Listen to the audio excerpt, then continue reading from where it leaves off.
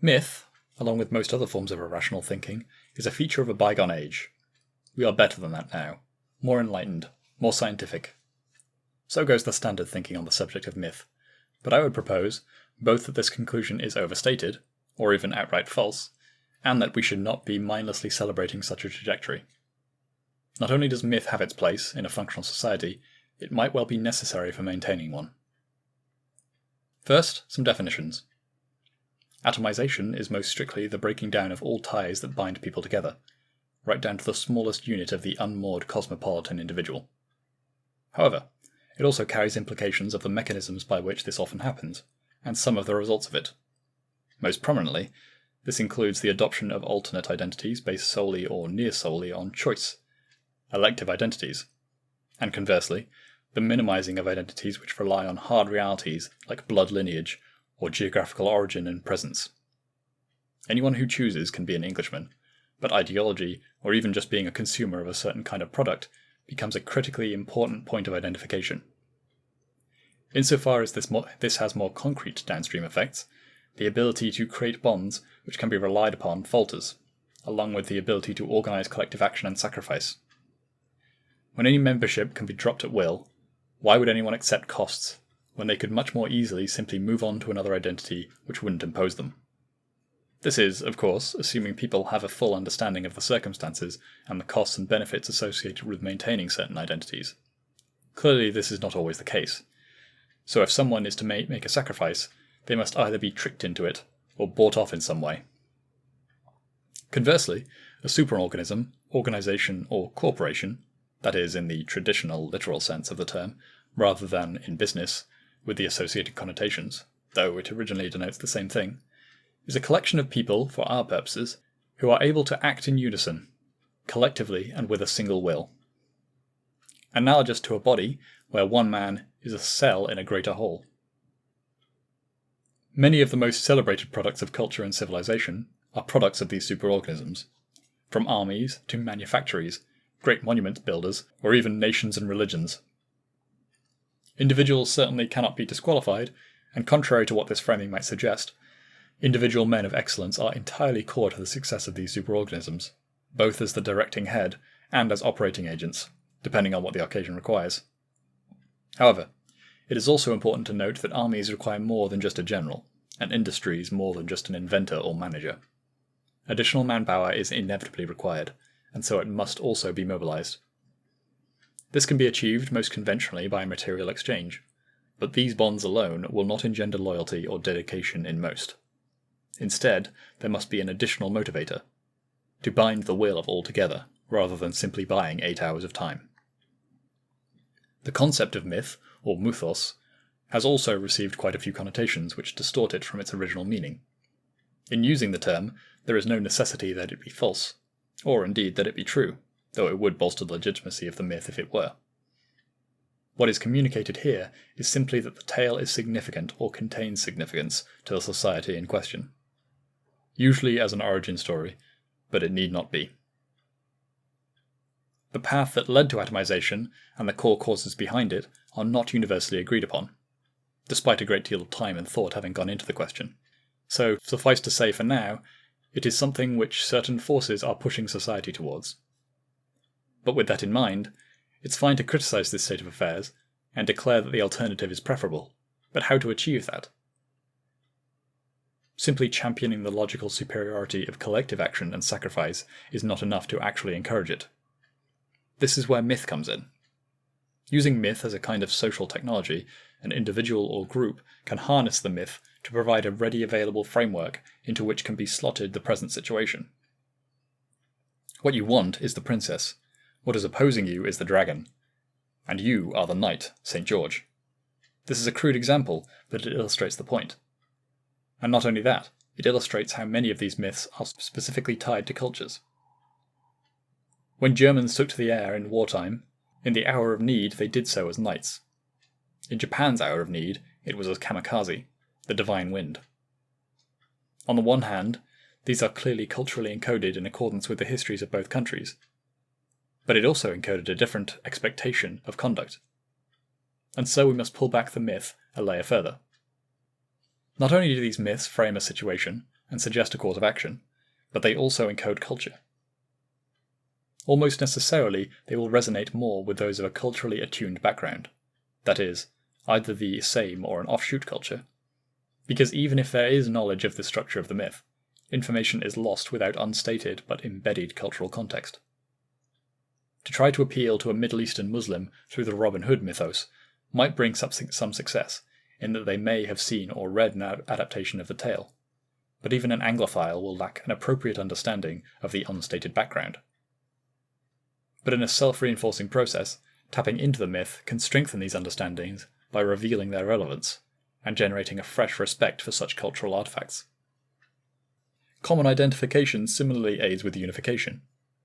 In other words, the propensity for myths to have clear divides between where one's sympathies should lie. Few, if not none, would choose to identify with Mordred or the Saxons of the Arthurian kingdom, which makes it a powerful tool for fostering unity where there had been discord and disunity.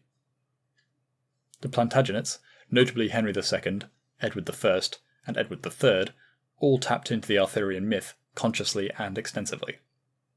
And in all cases, they left the realm less Norman and Saxon, and rather more English than they found it. Likewise, Henry VII used the myth to solidify himself as a prophesied and rightful authority which would restore order to the realm. And so he did, once again taking Yorkists and Lancastrians and leaving them as Tudor England.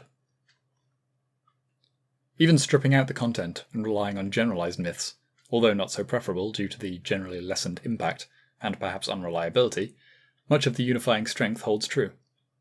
Predominantly, this is through the granting of clarity and purpose. Situations which can be muddled with clever rhetoric and framing can be utterly driven through by decisive action in the context of the myth. One's own position in these situations ceases to be something to ponder on, waiting until the critical moment has passed. Instead, we are encouraged to confront these situations in a predetermined way. We are not asked to make our assessment of the best course of action for greatest advancement, among many possible options. Instead, we are presented with a duty, and asked whether we have the courage to fulfill it. Indeed, the ancients seem to have a conception of war which revolved around this idea of the embodied myth. To be driven to frenzied fear was to be overcome or inhabited by panicked, but could equally channel positive traits by borrowing them from noted divine and semi-divine beings, to embody Ares or Hercules for a time.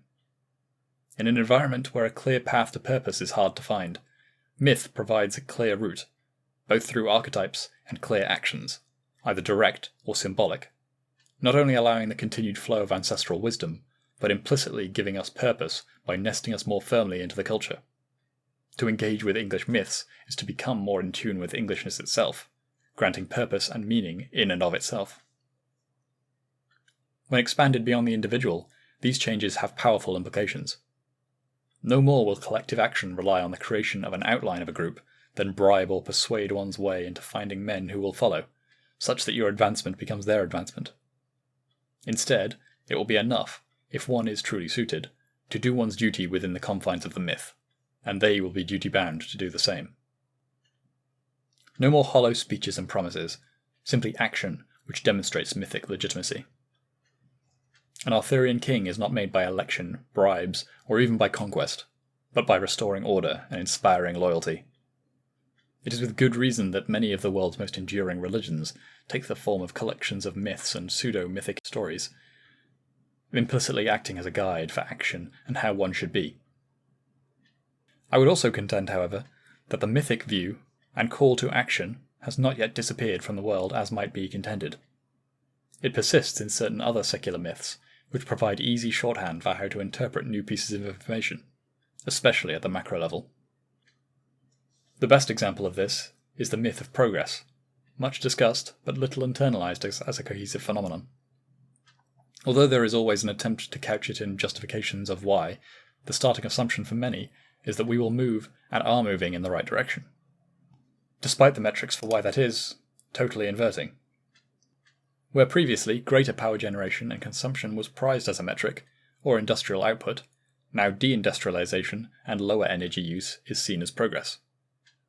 Thinly veiled bribery, selective legal immunity and policing, vote farming, financial market manipulation, all progressive, all democratic, all in service of greater freedoms. As such, there is no shortage of subjects who will rush to the defence of these measures without a second thought, then champion exactly the opposite when called to do so. Within the frame of the myth, there is no uncertainty, no moral qualms to be considered. This revelation is likely not news to many viewers, but if it is, I suggest diving deeper for a more thorough explanation of the myth of progress, and everything associated with it. The reason for bringing this up here is to illustrate that there has not so much been an ebb of mythic and symbolic thinking, as a rotation of one set of myths for another.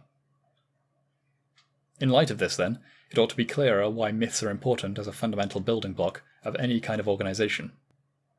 Insofar as true atomization has taken place at all, rather than a reorganizing of the superorganisms able to operate effectively, it represents a diminishing of our civilizational capacity, by rendering more relations as merely mutually beneficial and contractual, rather than driven by belief and a true combination of wills and drive.